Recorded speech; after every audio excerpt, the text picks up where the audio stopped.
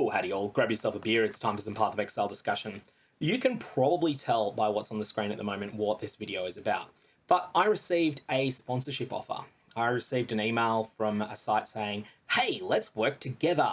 We'll pay you up front to promote our products. I had a quick look and it was one of the Path of Exile cheat sites. There's a big underbelly of cheat sites in Path of Exile that offer to sell exalted orbs and all sorts of other in-game items for real world money. And these cheat sites try to get content creators to shill for them, and they pay pretty well. Now, these sites know full well that if I was to do this, Grinding Gear Games would ban my game account, and that would pretty much be the end of me as a Path of Exile content creator. They know that, but they're not going to tell me that because they're trying to use me up and spit me out. All they want is money, they have zero integrity, and they'd be happy to see me burnt as long as they make a few extra bucks. Now, that's what they do to people who are more important to them than an individual customer is. Would you trust a company like that with your credit card details? So I think it's worth going through quickly how these sites work, because there's a lot of misconceptions about them. A lot of people think it's like some individual person or 2 or 3 people that are just down on their luck and live in a low-income country and try to just run one of these sites as a way to make a bit of a living. Now, I don't think this is accurate at all. It takes quite a lot of capital to set one of these sites up. These sites live or die based upon their search ranking, and search ranking is not cheap. They also require a large number of computers running simultaneously because you need to have a lot of bots generating currency in order to meet demand, and also just because bots are pretty inefficient at generating currency, but they are still cheaper than having an employee play the game on a whole bunch of different PCs. They also need programmers to adjust bots that get detected. They need merchant services, and they need a bank with merchant services that will deal with having a lot of chargebacks. Because this is the sort of industry where a lot of kids get a hold of mummy or daddy's credit card and go and buy a whole lot of currency this way. Those charges end up often getting charged back, and that ends up reducing the bank's trust for the cheat site. So the cheat site needs to have a fair bit of money behind them in order to be able to convince the bank that even though they're a high chargeback risk, they're worth doing business with. So don't think of this as being one person running 2 PCs in their basement to pay rent.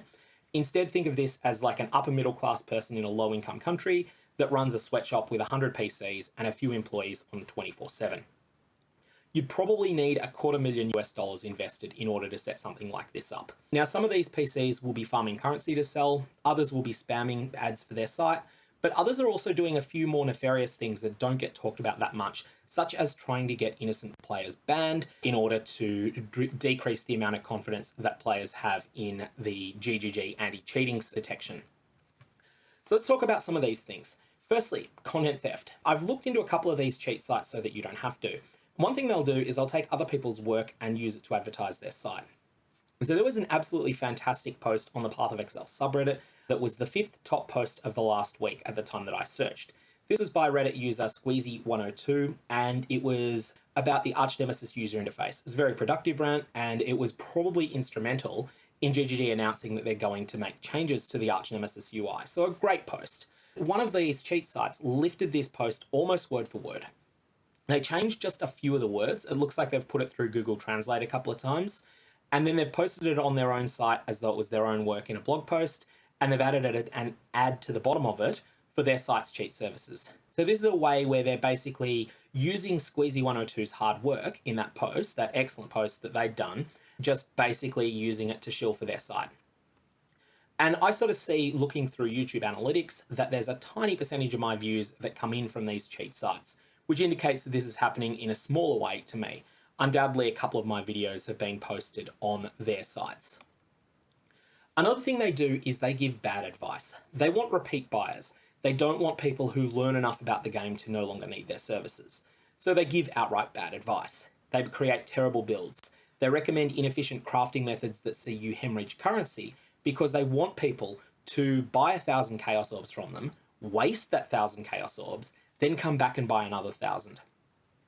So that's one of the things that they really go out of their way to do.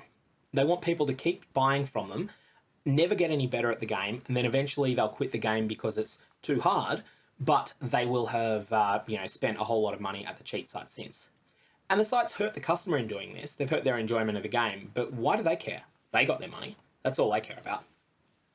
Another thing that these sites do, and this is not necessarily always a net negative for all players, but they warp the chaos to exalt ratio. Now, this is cheating in general in Path of Exile, and specifically bot cheating, where bots that are set up to run the chaos recipe will often flood the market with chaos orbs. Now, depressing the value of chaos orbs in this way by increasing supply is something that's actually a net positive for people that are running certain Atlas strategies that focus upon using specific Hirak mods over and over and over. So it's not something that everyone dislikes, but it's a big impact that they have. One way that you can see this, several of the sort of bigger Path of Exile economy player types actually monitor the bot cheat websites, and they monitor their forums looking for complaints about people getting banned. When they see a bunch of them, they immediately cash out all of their exalted orbs in that league into chaos orbs, because they're anticipating that the relative ratio of these currencies will be heavily affected by the fact that there's been a big bot banning wave, which tends to happen once or twice every league, and it will usually send the value of an exalted orb in chaos orbs down by about 15% each time a big ban wave happens. Now, it's worth saying some of the things that they do in other games that I've seen that I haven't really seen them do in Path of Exile much. And most of this is about account compromise.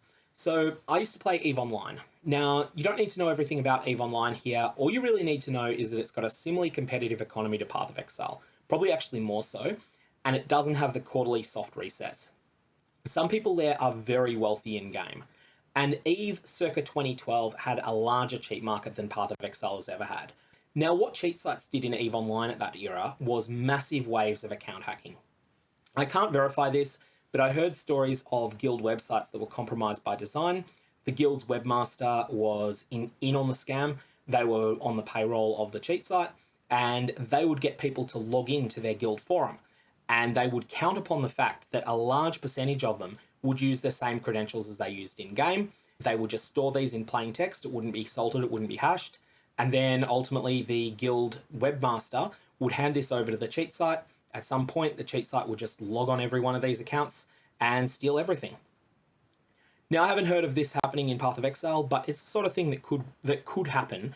Probably less so now because people tend to be a bit more conscious of the dangers of having the same password in a lot of different places, but it is worth keeping in mind. Malware on fake fan sites was another one that was used a lot. Now, I heard of this in EVE Online, I heard of this in World of Warcraft, I heard of this in RuneScape, where fan sites were set up that were primarily there not to provide information about the game, but to serve malware and to put keyloggers on people's computers. So then you could have a look for potential usernames and passwords, use those and steal all of their in-game resources to then sell on your stores. The other thing that was done a lot, and I remember seeing this in Dungeons & Dragons Online, was that the sites would sell power leveling services quite cheap. So in Dungeons & Dragons Online, back in the early days of that game, back when I played it a lot, it used to take an efficient player maybe 18 to 20 hours to get to level 14, which was the cap at the time. A lot of these cheat sites would do that for $60 US. Now, they probably weren't making any real money on that. They'd make a little bit, but it wouldn't be much. What they were making their money on, though, was that they would then come back 6 months later and steal everything on your account. Assuming that you hadn't changed your password in the interim, which a lot of people didn't, then that was where they made their money. So that's some of the things that they do, that these sorts of cheat sites do in other games. So it's something to be very, very, very wary of in Path of Exile, because again, these sites do not have your interests at heart, they have their own, and they will quite happily burn you in order to get your dollars. So getting people wrongly banned is probably one of the main things that they'll try to do. Remember that these sites are run by ruthless and intelligent individuals. So one of the things that these sites will do is go out of their way to get random people banned from games to reduce community confidence in anti-cheating methods. I saw this unfold in a really high-profile way in EVE Online towards the middle of the time I played that game. From memory, this event was 2015 or so. And what they did was the cheat site was they put an account into the rookie help channel. Every person that spoke, they would unilaterally give them $1 billion ISK. All of those players that received this currency got banned for gold buying. Now, they'd done nothing wrong, but the whole intention of the operation from the cheat site was to basically do this in order to undermine the ability of CCP, the runners of EVE Online, to go and ban people for cheating. And so that worked. That sort of cost CCP a few customers and made it so that it was more expensive to ban people on suspicion of buying gold, because sometimes actually they were just innocent. I haven't heard of this happening in Path of Exile, but it wouldn't surprise me if it does happen. Another thing that they do is scam. Now, it's hard to know how much scamming in Path of Exile is done by people who are just motivated by powering up their own character versus how much is done by people that are looking to steal resources from other players to then sell on their cheat sites. But if you encounter a bot that's scamming, that's a commercial operation.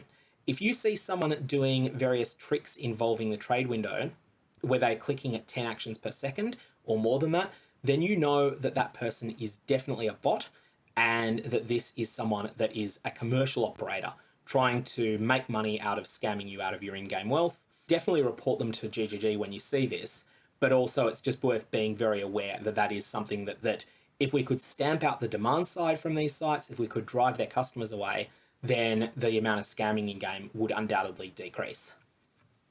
Next is the thing about how just the cheat market, the market for purchasing cheats, has had a really detrimental effect on gaming in general.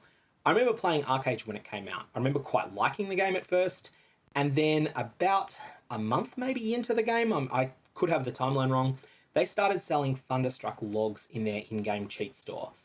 This would be the equivalent of Path of Exile selling like Conqueror Exalts just from the in-game store. It's like this real in-game consumable. These were then completely devalued overnight. So the people that had earned them legitimately through in-game play, that hurt them. But it also just transformed the entire game economy. For me, that was the moment that I was like, all right, I'm walking away from this game. I'm just going to leave the sinking ship and going to get out of here. This sort of thing, though, this cheat market incentivizes developers to design games that are not fun without the cheats, because then they can sell the cheat later on. So huge grinds are added not because the developers think they'll be fun, but to make you want to buy a developer source cheat code that the developer gets a cut from. And by helping the black market cheat sites stay in business, you encourage this practice just getting even worse. So in conclusion, gold buying is cheating. No one likes a cheater. If you are considering cheating to bypass something you can't beat in game, remember, if you learn how to overcome the obstacle, the victory will be sweet and you'll know how to do it next time, even if it takes a bit longer. But if you cheat, the victory will feel hollow and you will need to cheat again the next time you come to that. And that's something with Path of Exile, there's a lot of repetition at endgame. Now, if you've cheated in the past, just stop. No one cares about your past bad decisions, just make better ones in the future. These sites never have your interests at heart. They have their own interests in heart. And if you need help getting past an obstacle in game, ask for advice instead of patronizing these sites. If all of these sites went broke, this would be a good thing for the game. It'd be a good thing for gaming in general. That's what I hope to see, and that is why I am not taking their dirty money from their sponsorship offer.